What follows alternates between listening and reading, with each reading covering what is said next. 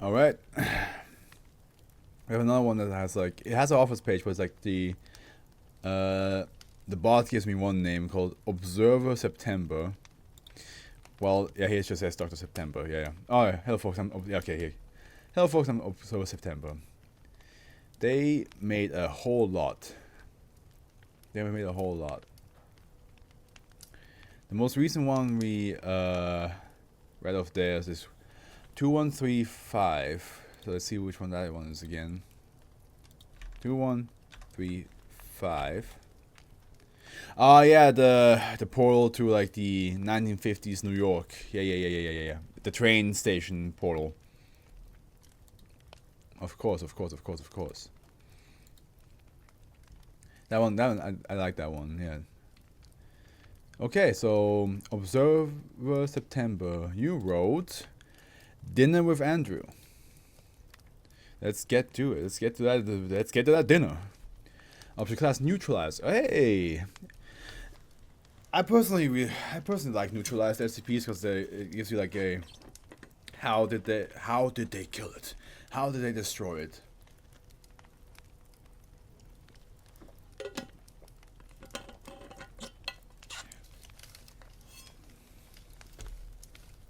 Okay. Object class neutralized, formerly Euclid. Special containment procedures. As of the 24th October 2011, SB2265 is considered neutralized. The former containment area of SB2265 has been deemed free of anomalous activity and has been approved to be renovated and sold to private investors by Simon and Chesterton Properties, a foundation fund. Masahiro Goto and Andrew Verit, formerly -A and -B, are currently being held in the low-security humanoid containment wings of Site 68. The possible release is being reviewed by the ethics committee. View formal containment procedure. SB2265 is contained on cybersecurity and researchers from the nearby Site 86.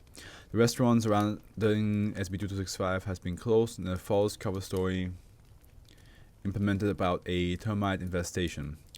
A team of researchers shall monitor SB2265 by a closed-circuit camera at all times, should any unusual activity be observed.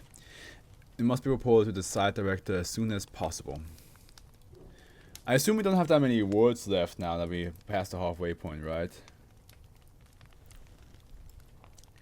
Description: SB2265 was a localized 2-hour time loop affecting a 20 square meter area of Mario's, a defunct Italian restaurant located in California. SB2265 was impermeable and self-containing. No items could enter or exit the time loop, including -A and -B.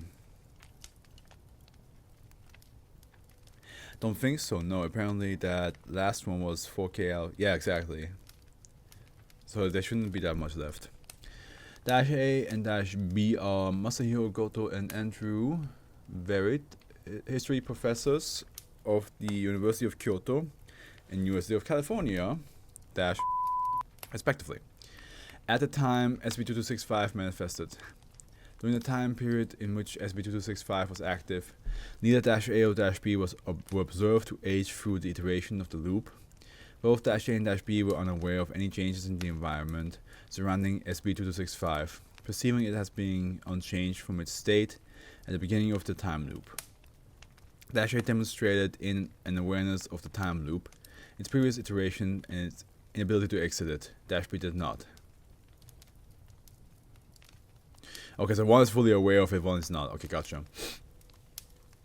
At the dinner table there was... Wait, hold on. Yeah, okay, interesting. So one is fully aware and on... Okay, yeah. At the dinner table they were sitting at, and the immediate area surrounding it became SB2265 on the 13th Jan 1991, as Goto and Verit were eating dinner at Mario's. At the time, Professor Goto was visiting the United States to give a series of lectures. He and Professor Verit were eating out to discuss said lectures and Professor Goto's remaining plans for his time in the United States. After the anomalous effects of SB2265 were noted by employees of the restaurant, Foundation agents were dispatched and Class B amnestics were administered to all involved to all involved. Mario's was subsequently closed. -A and -B were reported as having died in a car crash. It always sucks when like the Foundation has like pretend that the person is dead when they're still alive, but they became an anomaly. Because like I just feel bad for all of like friends and family members. Like it's like, oh shit, my husband, my wife, my daughter, my son, my mom, my dad, my best friend, they're dead. Like they have to go for the grief and all that stuff. In the meantime, they're still alive, but they just can't come back to the normal life anymore. The dinner table they were sitting at and the immediate area surrounding it. Wait, I already read that. Addendum 2265, cessation of anomalous activity. On the 24th October 2011, SB2265 did not reset at the end of its normal loop. And both -A and -B immediately became aware of the surrounding environment. Shortly thereafter, -A began laughing and crying hysterically and repeatedly hugged and surrounding Foundation personnel. Both -A and -B were taken into custody. As the items inside the former SB2265 were removed, the containment area was subsequently abandoned. 1 week later, Masahiro Goto and Andrew Bird were classified as -A and -B after tests revealed they retained no anomalous properties. I'm gonna try to catch all the Pokemon in Moon. Oh, okay. Good luck. Have fun. I also go do all the shinies. I'm just asking. I don't play Pokemon, but I do know how like getting the shinies is like a massive pain in the ass. But I'm just okay. Addendum 2 interview log. -A interview log. This interview took place 4 days after -A's recovery from SB2265. -A is being questioned on his experiences inside SB2265. Good evening, -A. Good evening, Doctor. Why are you still calling me that? It's a formality, I assure you. We must confirm you are no longer anomalous in any way. Anomalous? I suppose that's one way to describe it. Indeed. Based on our observations, we gather that you were aware of SB2265 during your time in it, and that your behavior became remarkably more subdued over the years. Care to explain that? Just trying to complete the Pokédex and get the exclusives from Sun and Moon to the newer game. Ah, okay. Well, I did not feel that way at first. When I first realized what was going on, uneased and panicked as I realized we were trapped. I tried to scream to the people outside our area, but none noticed us. I did everything I could for a long time. Every time I told Andrew what was happening, he would confirm it, become alarmed, and forget. Lava, rinse, repeat, as you say. And after a year period of time, you gave up attempting to break the loop? What was the point? We were trapped there. Nothing I did could stop Andrew from forgetting after the 2 hour passed, or the process from repeating itself. It was a cruel thing. It was a cruel thing, but the universe did not care for my misery. What did you decide to do after that? Adapt. The human mind is an amazing thing. I can get used to almost anything, given time. If the loop was going to trap me, then I may as well find a way to cope with it. How were your experiences after that? The first half hour was the hardest part. Eating the same damn meal over and over again drove me mad. And Andrew would always talk about his dissertation revisions and ask me about my itinerary for the rest of the week. Over and over and over. After that, however, I decided to use the opportunity the time loop gave me to better myself. How so? Professor Verritt is a remarkably intelligent and thoughtful man. Those dinner conversations we had, the hundreds of thousands of them, I learned so much. We talked about poetry, literature, nature. Even as time kept repeating itself, I never ran out of things to ask him. I talked so much that I almost completely lost my accent. Something that he began to pick up on.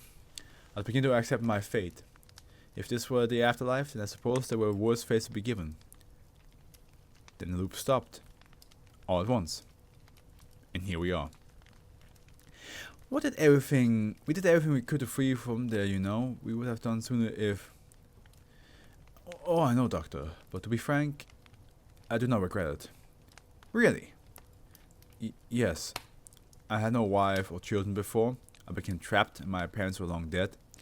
I was alone, still searching for life's answers despite devoting my life to answering questions of the past. Those 2 decades I was in that room changed me. I feel much more whole, so to speak. Everything feels different to me now, as if I can appreciate things better. The time of Andrew, well, it made me who I am now. I do not wish to be back there again, but were I given the opportunity to erase the last 20 years, I do not know if I would. Thank you, Dash A. That would be all. Oh, come on! It would have been so sweet if she said thank you, Dr. Dr. Godo. That would be all. That would have been like so sweet because like she said like, oh, we calling you that to make sure you're no longer anomalous. It would have been so nice. It would have been like a little like lovely gesture. But, like after hearing that, like a based hope pill doctor. Oh man, that would have been nice if he got like the. If he actually, shame. Being stuck in a time loop. In a 1 week time loop for, he said 2 decades, that's 20 years. I would go insane, but Dr. Godo used it to better himself. What am I mad at? Would have liked if the researcher ended the interview with that would be all, Dr. Godo, to show appreciation for his suffering, appreciation or care, show her care for his development.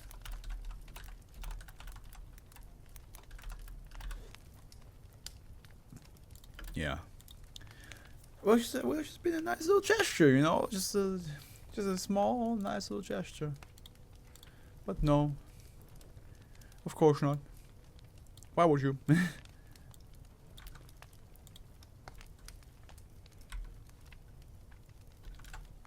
Why would you even attempt dinner with Andrew? Dinner with Andrew for every single night, every single day for 20 years. Same food. That would drive me nuts. The same food over and over again? Hell no. Like, yeah, with like talking to Andrew and having like different questions and like finding different topics to talk about, that's possible, especially if you like both lived a long life. But the same, like, you know, especially if it's some pizzeria, like you might have like maybe like some pizzerias in Switzerland have also like, you know, lasagna and spaghetti and gnocchi, but in the US I'm not sure how likely that's the case. So I would go nuts if I had to like eat pizza every single day for 20 years. I'd be like, I want something else. Just for once. I want falafel, I want chicken, I want a fondue, just anything else. Not pizza over and over again. Maybe they could order different stuff. I mean, yeah, but still, that's still like 20 years of the same restaurant style food, you know. Would still like be a lot.